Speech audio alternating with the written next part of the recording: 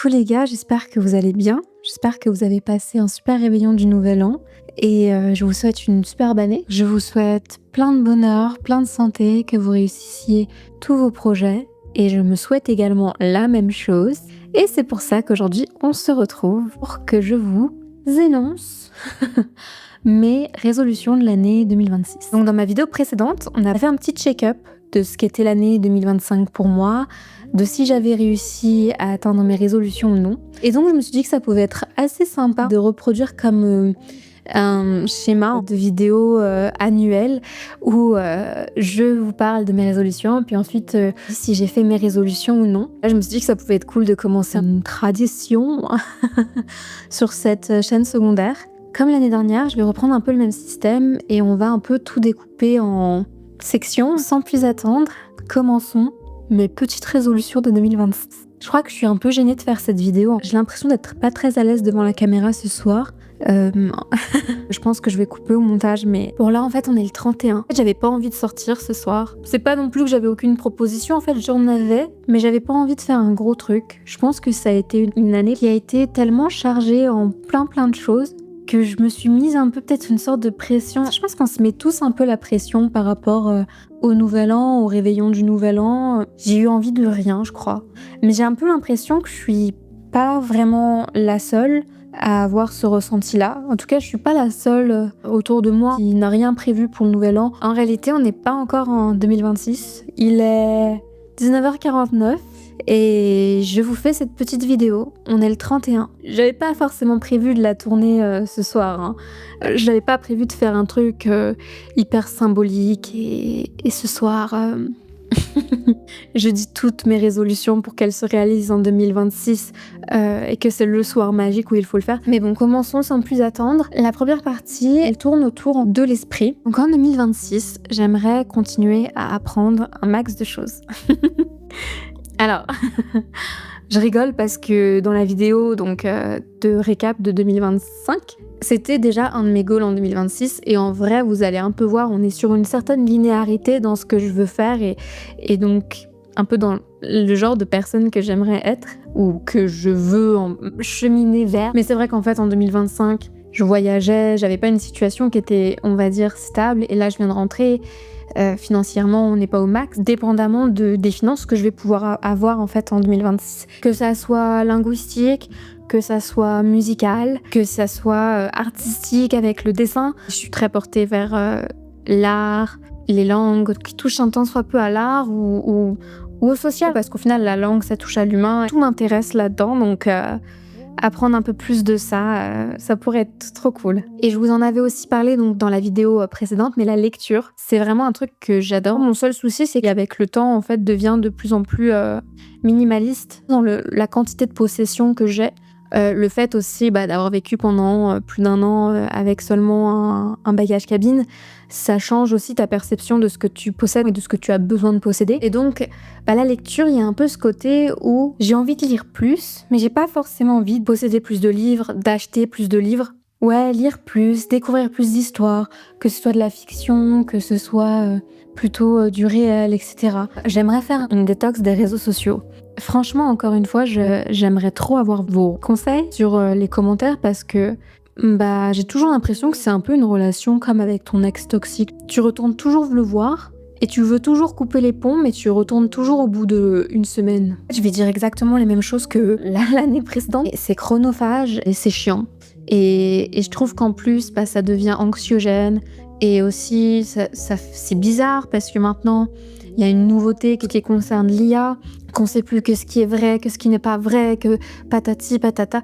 Les réseaux sociaux, ça a vraiment perdu de l'utilité que ça avait de base. Je vois toujours des nouvelles de mes amis et ça me rend trop heureuse à chaque fois que je vois des posts qui viennent de mes amis. Le fait d'avoir voyagé, j'ai rencontré plein de gens qui sont très loin de moi maintenant et les réseaux sociaux me permettent de garder contact, de connaître un petit peu ce qui se passe dans leur vie et c'était le but des réseaux sociaux en fait à la base.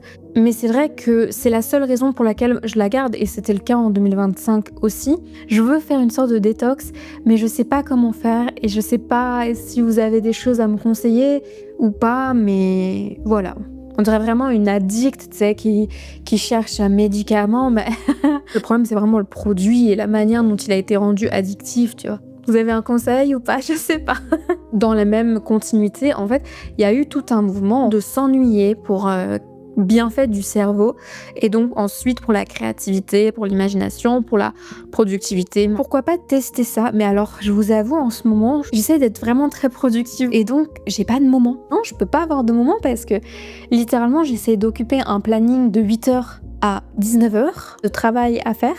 Le matin, je me réveille à 7h, puis j'essaye de faire des tâches pré-boulot. Puis ensuite, de 19h à 21h, je mange, je lis des livres, j'écoute de la musique. Donc, je fais des choses que je trouve aussi qui sont cool et que j'aime bien faire, mais après, je dors. À quel moment je m'ennuie?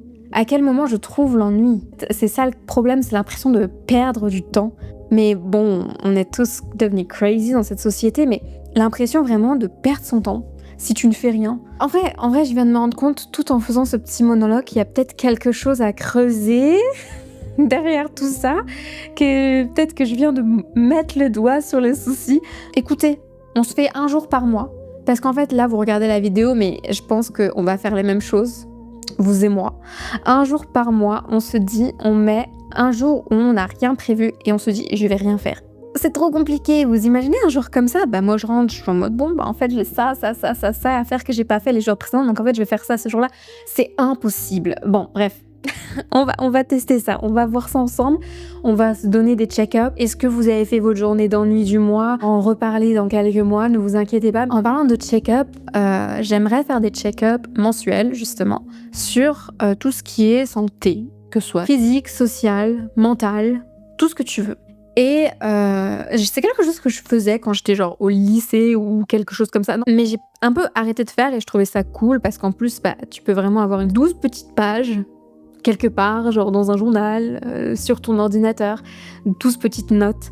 Et c'est genre la note du mois. Et je me souviens que j'avais fait ça bien, j'avais fait ça sur Notion, j'avais rajouté ma couleur du mois, ma chanson du mois, mon humeur du mois, mon mot du mois. Et du coup, je remplissais un peu tout. Genre, par exemple, un mois, je trouvais que la couleur de ce mois, bah, c'était orange. Je sais pas, on était peut-être en automne. Tout ça pour dire que c'est quelque chose que je trouve cool. Et pour le coup, je me sens relativement bien, on va dire, dans ma tête. Et je ressens pas du tout le besoin de voir un professionnel de santé. Le fait de faire ces check-ups me permet aussi comme un rendez-vous avec moi-même que je prends mensuellement pour savoir si, bon, bah, ce mois-ci, est-ce que je me suis sentie bien? Et puis peut-être faire des statistiques, je sais pas. Bah écoutez, si je le fais, espérons que je le fasse, et bah je vous donnerai en fait mon retour à la fin de l'année. Et enfin, alors un truc du coup qui va nous permettre de garder un peu, comment dire, d'être concrète en fait dans nos résolutions, c'est de faire une organisation mensuelle de tout ce que j'aimerais faire. Donc vous allez voir, parce qu'au fur des autres parties, il y a certaines choses que je veux faire, on va dire 2 fois par mois, 1 fois par semaine, etc. Comme par exemple, le jour de l'ennui, c'est 1 fois par mois. Donc, mais en faisant cette to-do list d'activités mensuelles, t'as moins besoin de le garder en tête. Tu sais que tu l'as noté quelque part. Qu'ensuite, si tu fais des check-ups mensuels, on va dire, tu prépares le mois de février, on va dire, et tu veux mettre un peu tous tes rendez-vous, que ce soit professionnel, que ce soit médical, que ce soit amical, familial, tout ce que vous voulez. Et bah en même temps, tu as cette petite liste où tu dis bah je vais essayer de caser tous ces jours dans mon calendrier. Donc ta jour de l'ennui, tu le mets le lundi de la 2e semaine, on va dire, du mois. Et comme ça, sur ton calendrier, c'est retranscrit. Enfin, maintenant que tout est numérique, ou après, même si vous avez quelque chose qui est physique, hein, c'est possible aussi, un calendrier sur un mur, etc. Mais tant que vous y avez accès de manière à peu près continue, comme un calendrier numérique ou un calendrier physique sur un mur qui est visible de vous, genre vous l'avez pas mis dans une commode genre, ou dans un tiroir en dessous de vos chaussettes, tant que c'est visible, en vrai, votre cerveau, il a moins de travail à faire et donc ça se fait plus naturellement. Parce que, comme je vous ai dit, y a beaucoup de choses qu'il va falloir mettre dans cette petite liste. Donc on en est à la 2e partie, et ça, c'est le cœur. Ça, c'est peut-être plus facile à dire qu'à faire. Surtout, là, je vous ai dit, mon emploi du temps, t'as peur, alors que vraiment, encore une fois, je n'ai pas d'emploi. Mais c'est d'essayer d'organiser de manière hebdomadaire, ou en tout cas, toutes les 2 semaines, un rendez-vous, un date, avec un ami qu'on n'a pas forcément vu ou qu'on ne voit pas de manière quotidienne et prendre soin de ses amitiés. C'est quelque chose qui est assez important, hein. On n'oublie pas, être ami avec quelqu'un, ça se travaille. C'est comme toute relation, hein. Toutes les semaines, essayer de voir une personne de mon entourage, c'est plus facile à dire qu'à faire. Mais j'aimerais beaucoup faire en sorte de garder contact et au bout d'un moment, je trouve qu'il y a toujours ce côté où les gens ils sont en mode ouais, mais alors ouais, j'envoie pas de message, mais la personne en face non plus, elle envoie pas de message. Bon bah of course, si tu lui envoies 5 messages et que les 5 fois elle est en mode je te réponds pas ou alors je suis pas disponible pour toi, soit tu étales ton ressenti triste devant cette personne, soit tu move on et tu passes à autre chose. Mais au bout d'un moment, faut mettre sa fierté de côté. Enfin, est-ce que ça t'importe d'être ami avec cette personne ou pas? Voilà. Dans un de mes goals, c'est de continuer à rester ouvert à la découverte. En fait, à rencontrer de nouvelles personnes. Parce que, en fait, 2025, ça m'a appris une chose, c'est qu'on sait jamais quand est-ce qu'on va rencontrer notre prochain bestie. J'ai rencontré tellement de gens au fur et à mesure de mes voyages, et j'ai rencontré vraiment des gens qui comptent maintenant beaucoup dans ma vie, et on s'y attend pas en fait. Quand on les rencontre, continuer à rester ouvert, à rencontrer de nouvelles personnes. Un troisième goal dans la partie cœur, c'est de se faire du bien, se faire des massages, sa skincare du soir et du matin. Mais booker des massages professionnels. Alors oui, encore une fois, moyennant finance, on va voir combien j'ai dans mon compte en banque. Mais vraiment, prendre soin de soi comme un love language que tu as à toi-même, comme des cadeaux que tu te fais. Après, chacun, en fait, a envie de choses différentes. Moi, là, je parle de massage parce que je trouve que c'est cool. Et ça peut prendre forme de bien d'autres manières pour bien d'autres personnes, en fait. Mais juste se faire des petits cadeaux à soi-même. Voilà. Genre, par exemple, il y a des gens, ils kiffent, je sais pas, des choses un peu folles, quoi. Enfin, folles. Non. Mais genre, du saut, un parachute dans le saut de l'avion. Quoi? Comment on appelle ça? Un saut parachute dans l'avion? Peut-être. Bref, il y a des gens, peut-être, ce sera un peu leur love language à eux-mêmes. Et genre, se payer, bon alors ça coûte aussi une blinde ça, mais se payer genre une activité un peu crazy tous les mois, tous les 2-3 mois, se faire du bien dans ce sens-là, ça peut être leur truc à eux. Moi, ce sera des trucs un peu plus chill, je vais pas vous mentir, un petit chocolat chaud, un petit truc. On est plus cosy ici, quoi. Et enfin, écoutez, franchement, j'ai écrit des résolutions, je sais même pas si c'est des résolutions. Alors je vous lis. La communication est la clé. Ça peut paraître bateau, mais il y a rien de plus vrai. Ok, ma belle. Je sais pas ce que ça veut dire. Enfin, si, je sais ce que ça veut dire, mais c'est pas vraiment une résolution, mais prôner la communication, ou plutôt me rappeler, en fait, dans cet arc de ma vie, dans cette année de ma vie. Et je trouve que c'est quelque chose où j'évolue au fil des années parce que c'est quelque chose qui me tient à cœur, donc forcément j'essaie de travailler un petit peu. C'est pas quelque chose qui est évident, hein. Moi, je suis quelqu'un qui a, surtout avant, hein, j'avais trop du mal de parler de plein de choses et maintenant je suis pas hyper à l'aise dans toutes mes communications, mais je note une certaine évolution et on est très fiers et on se dit que 2026 va être encore une année de grandes évolutions en termes de communication.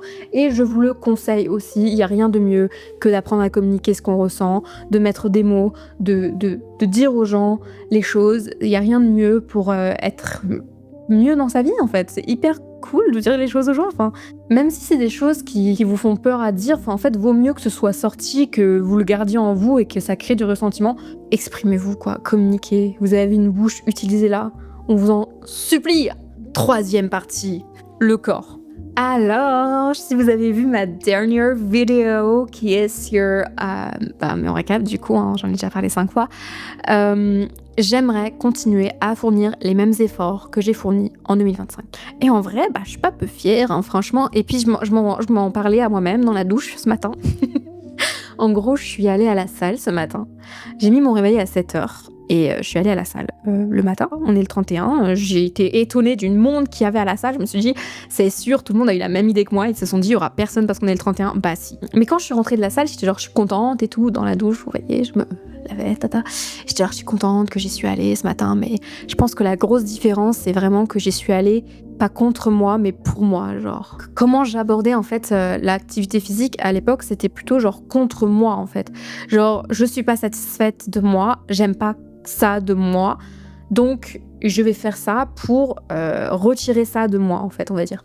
Alors que maintenant c'est plutôt je suis contente de moi et je veux continuer dans cette optique là et je sais que c'est une bonne chose pour moi de faire ça, du coup je fais ça parce que je m'aime, blablabla blablabla.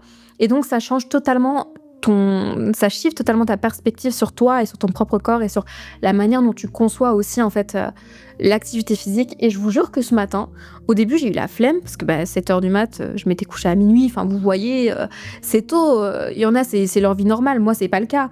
Bref, c'est pour ça que j'ai réussi à sortir du lit le matin en mode bon let's go, on y va. Et en vrai je suis très contente et donc fournir les mêmes efforts, j'ai trop hâte. Et du coup, dans la même continuité, en fait, de continuer en fait cette pluridisciplinarité, comme j'en avais parlé dans la vidéo précédente, de vraiment. Et donc là, on revient à la liste. Par exemple, j'aimerais aller marcher, j'aimerais aller à la piscine, j'aimerais tester plein de choses. Donc encore une fois, moyennant la finance, par exemple, genre un cours de danse. Banger! C'était un peu cringe, je suis désolée. Mais donc un cours de danse, un cours de trucs, ça peut être trop bien. Et donc vraiment juste faire plein de choses différentes pour que mon corps soit un peu le plus agile possible, on va dire, le plus à l'aise possible dans son vécu, dans le monde actuel dans lequel il vit. Et donc un autre truc, donc parce que moi du coup j'aime bien le pilates, j'aime bien le yoga, j'aime bien la marche, j'aime bien tout ça. Et en fait, j'avais prévu comme goal de tester 2 choses en 2026. Je voulais déjà le tester, surtout une des 2 choses, mais je l'ai pas fait et puis on verra. J'aimerais tester la pole dance et le reformer pilates. Ça va être trop cool, j'ai trop hâte. Et en fait, fun fact, c'est trop mignon, mais Hugo m'a offert, j'y suis pas encore allée, mais il m'a offert de me payer une séance en fait, comme cadeau de Noël, une séance dans un pilates reformer. Alors moi je lui ai dit très bien, mais du coup on y va ensemble. Genre, ce serait trop rigolo, imaginez. Parce que j'ai jamais du tout... j'ai fait pas mal de pilates à la maison, donc avec des vidéos YouTube. J'ai jamais fait déjà de pilates en classe. Et donc, pilates reformer, j'ai jamais testé. Jamais. Et je trouve ça trop rigolo, donc pourquoi pas.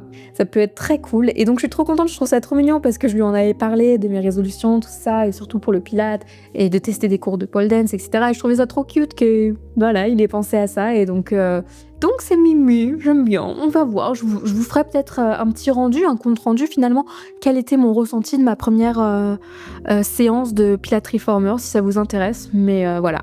D'ailleurs, en reparlant d'Hugo, on s'est dit que ça pourrait être trop rigolo de tester un petit cours, même pas un cours, mais juste d'aller faire du tennis un jour. C'est drôle.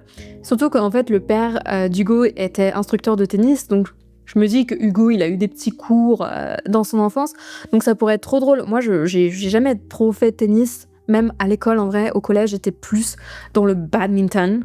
Je trouvais ça plus fun, c'est la balle, elle va haut, touc. Le tennis, c'était un peu plus... J'avais l'impression que le badminton, c'était un peu genre childish, genre c'est fun, alors que le tennis, c'était genre adulte, c'est sérieux. J'étais moins fan. Donc je vous dirais aussi si j'ai testé le tennis. Donc oui, aller à la piscine une fois par mois, ça peut être cool, donc ça je l'ai rajouté à ma liste. En plus, j'ai vu en général la piscine à Paris, ça coûte 5 €, donc 5 € par mois, je me dis c'est un café en moins. Why not?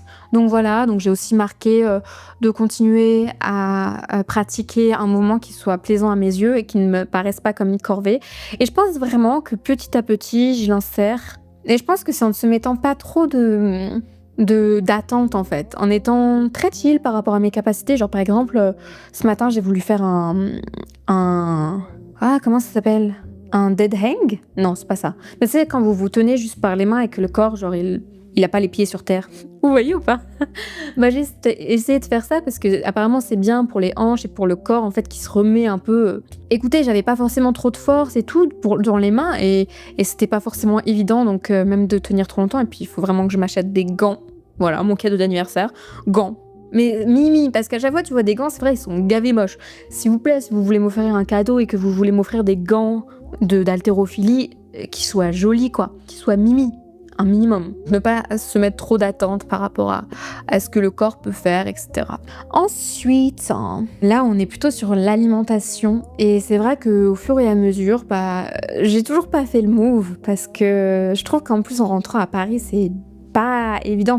En fait, si, mais pour rentrer dans le truc, en fait, j'aimerais adopter une alimentation à 100% végétal, ou en tout cas le plus possible.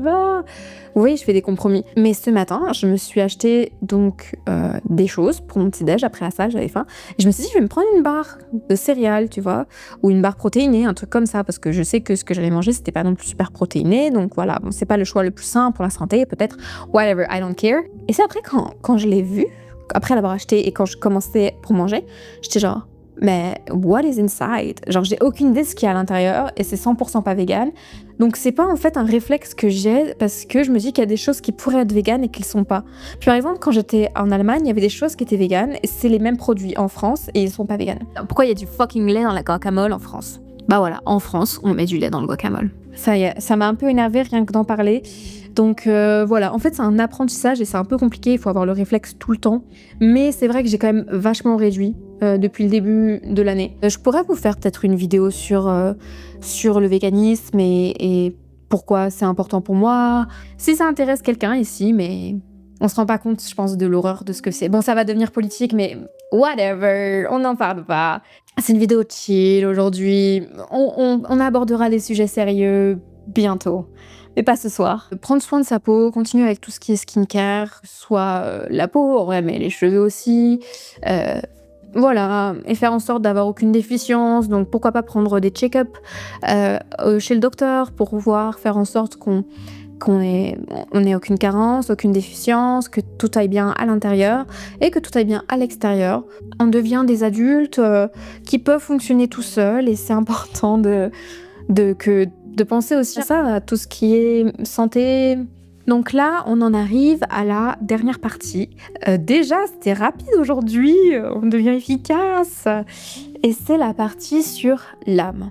Encore une fois, j'ai voulu donner des noms un peu esthétiques à mes parties, mais je ne comprends pas ce qu'il y a à l'intérieur. Je ne sais pas pourquoi il y a certaines choses qui sont dans certaines catégories et qui ne sont pas dans d'autres. Ça ne fait pas sens. Je ne sais pas ce que veut dire la catégorie âme, mais voilà, je l'ai appelée comme ça et on va faire comme si c'était absolument assumé. Dans la 4e partie, j'aimerais m'organiser une sortie culturelle par mois pour toujours attiser ma curiosité et me faire découvrir de belles choses. Donc que ce soit au musée, d'ailleurs voilà, si vous avez encore moins de 25 ans, profitez-en parce que là Hugo il a plus 25 ans et donc maintenant il va devoir payer le prix cher pour tout ce qui est musée. Je pense très fort à tous mes seniors qui ne peuvent plus aller au musée gratuitement.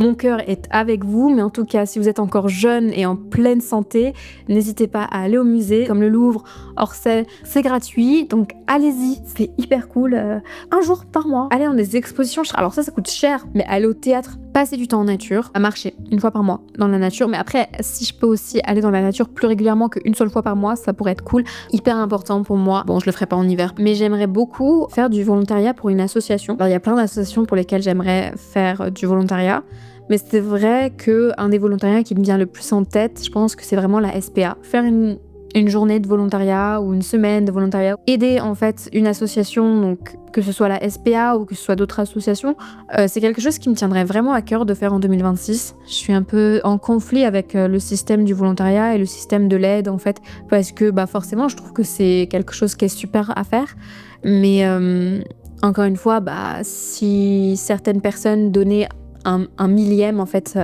de ce qu'ils possédaient, il y aurait peut-être pas besoin que moi je fasse du volontariat. I don't know, mais je veux quand même le faire parce que y a certaines causes qui me touchent particulièrement. Alors partir seul en voyage. Alors là, en l'occurrence, j'ai marqué pendant une longue période, mais en vrai de vrai, je crois que ce soit un week-end, que ce soit une semaine, que ce soit 1 mois, 3 mois, 10 mois. 10 mois, ça va être compliqué parce qu'il y a quand même que 12 mois dans l'année. Ça ferait vraiment long le voyage. Et j'ai d'autres choses à faire quand même cette année. Comme vous l'avez vu, il faut que j'aille à la piscine tous les mois. Mais bref, voyager seul.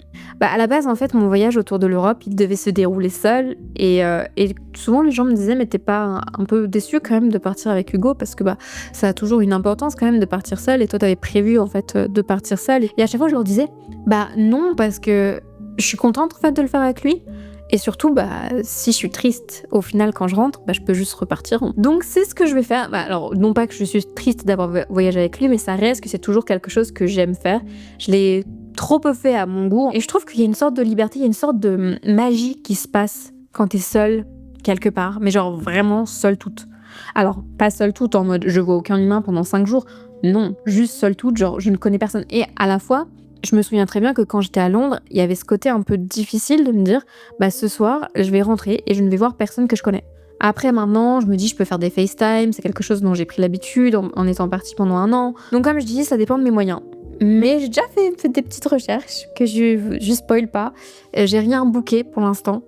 Mais c'est vrai qu'en plus, pour moi, c'est une opportunité de création de contenu. Donc, c'est hyper cool. C'était de base aussi ce que je voulais faire quand je suis partie. Mais c'est vrai que de partir à 2, j'ai focus beaucoup plus mon attention sur Hugo que au final sur la création de contenu. Et c'est vrai qu'en partant seule, ce sera vraiment mon activité à plein temps. Et en plus, je ne devrais suivre qu'une autre routine que la mienne, et vu que je connaîtrais personne d'autre que moi. Donc pour créer, en fait, je pense que c'est aussi assez optimal, en fait. Forcément, coucou YouTube, YouTube, quoi. C'est dans mes résolutions. J'ai eu peur de la plateforme à un moment. C'est un peu bizarre dit comme ça, mais vous voyez ce que je veux dire, peut-être. Et je crois que je recommence à apprécier le concept de YouTube. Je pense qu'il y a une petite période où YouTube commençait un peu à se perdre. Mais je pense pas seulement moi, en fait, dans sa généralité. Et je trouve qu'il y a un regain. Et dans la création de contenu authentique, comme j'aime faire, ça me fait du bien, ça me rassure et je suis contente. Donc je veux l'utiliser comme une toile. Et je suis l'artiste, je suis le peintre. Ce que je poste sur YouTube, c'est mon œuvre, c'est mes peintures d'une certaine manière. Là, je suis vidéographe et c'est mes vidéos. Je raconte des histoires et ce qu'il y a sur YouTube, c'est mes histoires. Parce que oui, c'est quand même une chance assez incroyable. Alors forcément, vous me direz, il y a l'algorithme, il y a une quantité, à la fois c'est une chance et à la fois maintenant il y a une quantité de contenu qui est folle dingue. Et donc, est-ce qu'il y a suffisamment de gens sur Terre pour la quantité de contenu qui est proposé chaque jour? Je ne sais pas. Mais c'est vrai que ça reste une chance inouïe de pouvoir atteindre des personnes si éloignées de soi, d'avoir la possibilité de mettre en lumière un travail sans trop de moyens, on va dire. En tout cas, YouTube, il rentre quand même dans ce système. Bon, si t'as plus d'argent, si t'as plus de contacts, ton contenu fonctionnera mieux et il sera plus mis en lumière. Mais ça reste une chance, quoi, d'avoir la possibilité d'avoir une plateforme sur laquelle exposer ton art. Et c'est quelque chose qui, a 50 ans, en fait, n'existait pas. Donc, voilà, en profiter de cette opportunité-là. Alors, je vous avoue, celle-là, je suis un peu mitigée parce que j'ai un peu arrêté dernièrement. Et je pense que c'est aussi parce que je me trouve pas fofolle.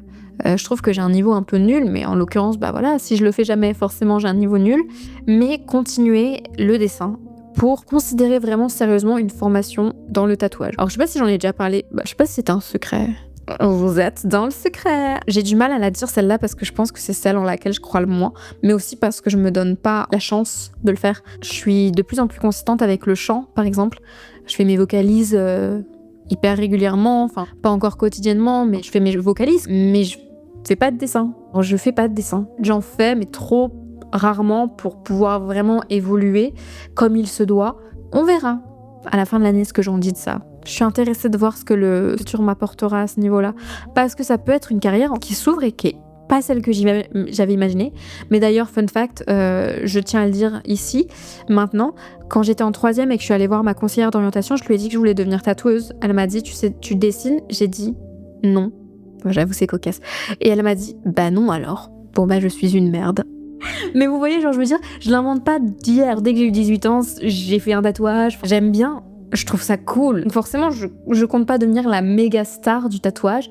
Mais imaginez juste, je fais des petits tatouages mignons. On s'est dit, quand Hugo aura son café, il y a des jours où on va faire des événements tatouages et ce sera moi. Et dans ma petite liste des choses à mettre dans mon calendrier, j'aimerais faire au moins un photoshoot par mois. Tout dans les mois qui vont arriver, j'ai beaucoup de choses que je veux vous proposer en termes de contenu YouTube. J'aimerais d'abord être à l'aise dans ma création de contenu pour ensuite me rajouter encore une autre chose à faire.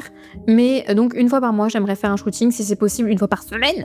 Mais faudrait déjà que je fasse l'étalot de tout ce qui me reste à faire. Là, je suis focus sur la vidéo. Des fois, je fais que de la photo. Des fois, je fais que de la vidéo. Là, c'est la vidéo, mais la photo reviendra. J'adore ça. Je vous ferai un petit wrapped en décembre 2026 de toutes les photos, toutes mes favorite photos de chaque photoshoot que j'aurais fait. Ça va être trop bien. Ensuite, on reparle du chant. Continuer les vocalises et continuer de chanter. Et puis franchement, les Sing You to Sleep, moi c'est une forme de contenu qui me fait plaisir parce que je pense que ça aussi c'est un petit rêve de petite fille. Genre je chante depuis hyper longtemps. Et en continuant les vocalises, un peu un petit goal, une petite résolution que je me mets. Je vous spoil un peu, mais de sortir un Sing You to Sleep par mois. Voilà. Aïdan, tu vas être trop content si tu regardes cette vidéo. La voix, c'est un peu mon instrument principal. On va continuer sur ce chemin-là. Je suis vachement contente, même si des fois, comme je vous l'avais dit sur ma vidéo précédente, le Sing You to Sleep, la version de Noël, j'étais pas hyper contente de ce que ça avait rendu, mais je suis quand même sortie de ma zone de confort et je suis allée jusqu'au bout des choses. Vous voyez ce que je veux dire?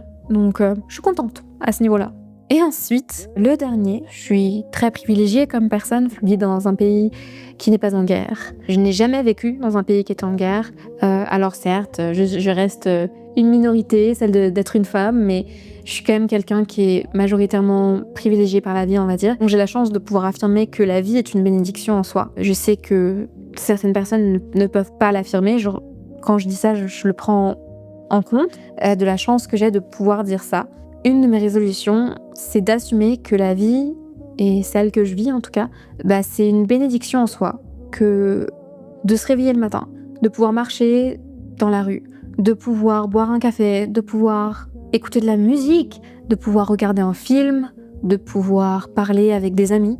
Bref, tout ça, j'ai tellement de chance et c'est dans les petites choses que la vie est vraiment belle et donc de toujours garder en tête tout au long de l'année 2026 que c'est ça au final le plus important et de changer sa perspective. Rien que d'être en vie, c'est une chance et il faudrait l'apprécier. En réalité, il n'y a pas grand-chose de fondamentalement différent par rapport à l'année dernière. J'essaie de construire le personnage que je veux être au fur et à mesure des années. Et vous alors, c'est quoi vos résolutions de l'année 2026? Est-ce que vous avez des trucs, des petites idées à me conseiller? Vous avez quoi en tête? Voilà, dites-moi, ça m'intéresse. Forcément, on va jamais tout faire, mais et puis pourquoi pas? Franchement, il y a 365 jours, quoi. Et la piscine, c'est qu'une fois par mois. Je le rappelle. La go, c'est une forceuse. Allez, ok. En tout cas, merci d'avoir regardé cette vidéo dans mes escaliers. J'espère qu'elle vous a plu, j'espère que vous avez passé un bon moment, que vous avez apprécié écouter le son de ma voix pendant une petite trentaine de minutes. Et j'ai hâte de vous retrouver pour une vidéo peut-être un peu plus sérieuse. Et j'espère qu'elle sera surtout à l'heure. Parce que là, je vous avoue, j'ai un peu du mal. Là, je me suis de nouveau focus sur mes vidéos sur ma chaîne principale. Donc cette chaîne un peu passée au second plan, ou alors ce seront des vidéos peut-être un peu plus simples avec moins de recherche. Et dès que j'aurai plus de temps, je reviendrai en force sur cette chaîne secondaire. Mais j'ai hâte qu'on se retrouve, parce que c'est toujours cool quand même ce petit concept. Ça me fait du bien, on va dire. Mais du coup, bonne nouvelle année, que de bonnes choses. Et à très bientôt. Merci beaucoup. Bisous.